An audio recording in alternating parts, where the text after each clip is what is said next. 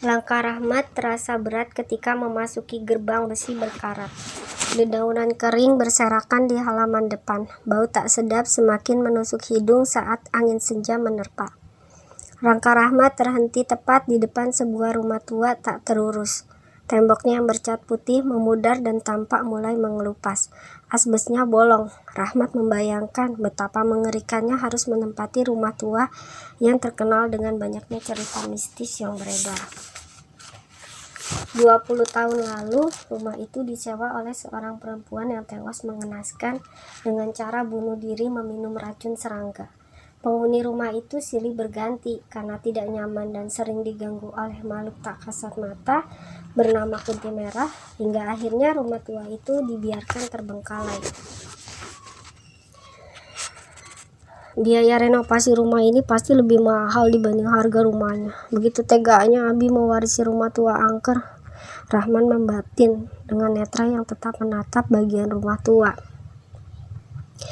Angin dingin berembus lembut di telinga. Tengkuk Rahmat seakan merinding merasakan sebuah tangan mampir di punggungnya. Dengan tubuh gemetar, Rahmat mencoba memberanikan diri menoleh. Bikin gue jantungan aja. Rahmat menepas tangan sahabatnya Henu yang datang diam-diam. Almarhum bokap lu emang kebangetan ya, ngewarisin rumah yang cocok buat ditempati si Kunti. Henu berkata sambil tertawa terkekeh. Kok lu bisa tahu gue di sini? Tanya Rahmat. Kan tadi lu yang Sherlock, bro.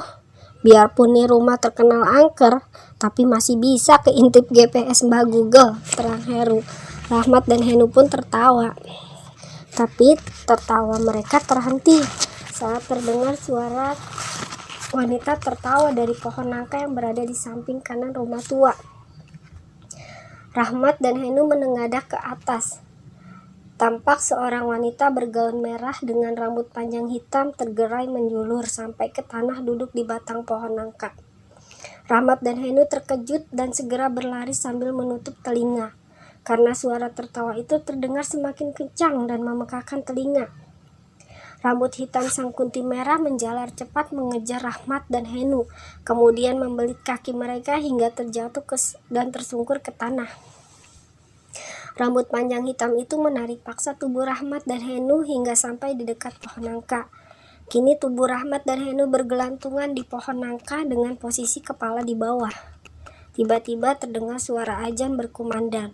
Tubuh Rahmat dan Henu seketika terjatuh ke tanah dan si Kunti Merah dengan rambut hitam panjangnya menghilang entah kemana. Rahmat dan Henu pun bergegas berlari meninggalkan rumah tua angker itu. Menjadi salah satu anak tunggal terkaya dan terpandang di kampungnya tidak menjamin hidup Rahmat serba berkecukupan dan bergelimang harta.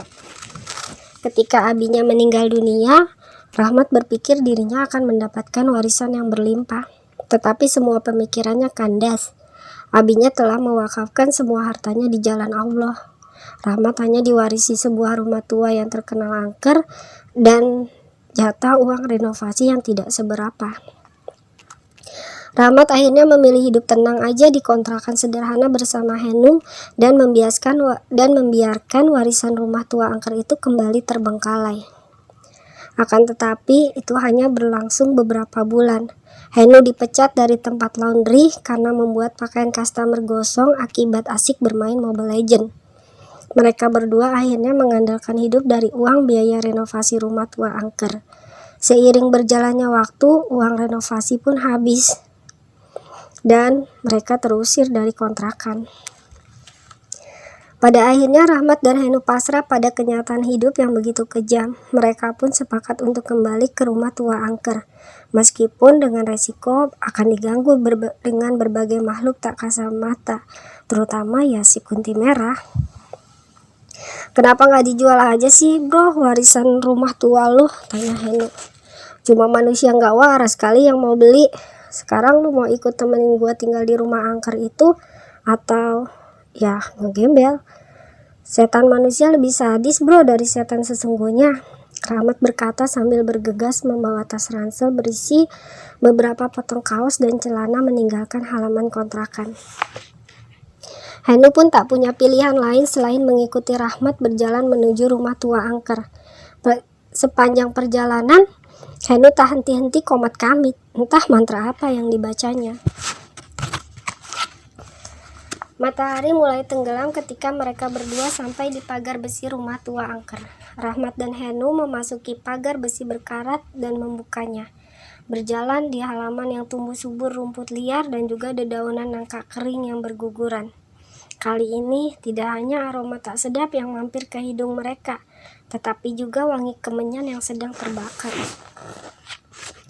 Rahmat melihat kepulan asap dari arah belakang rumah. Rasa penasaran membawanya mencari sumber asap tersebut.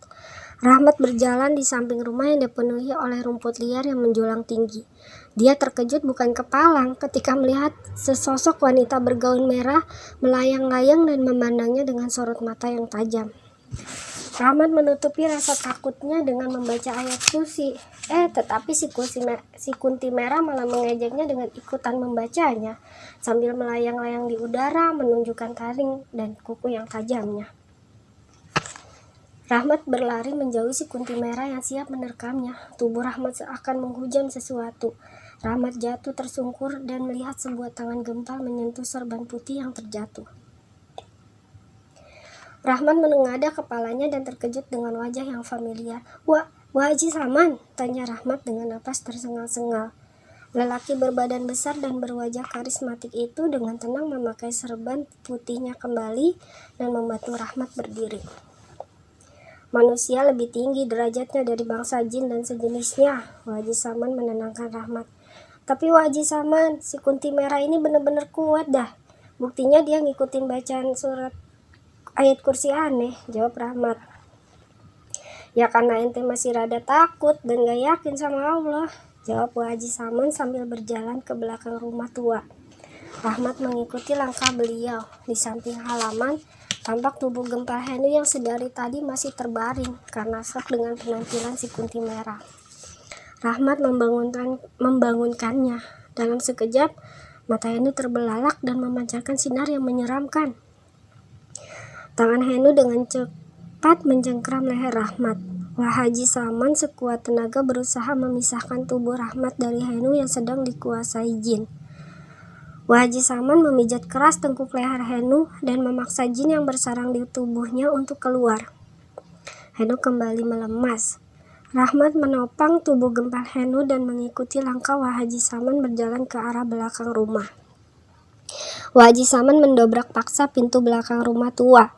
Di dalam ruangan yang berpenerangan pelita dari minyak tanah, tampak seorang lelaki tua berbaju hitam sedang asik berkomat kamit di depan aneka sesajen, berisi kembang, ayam, nasi kuning, dan sebagainya.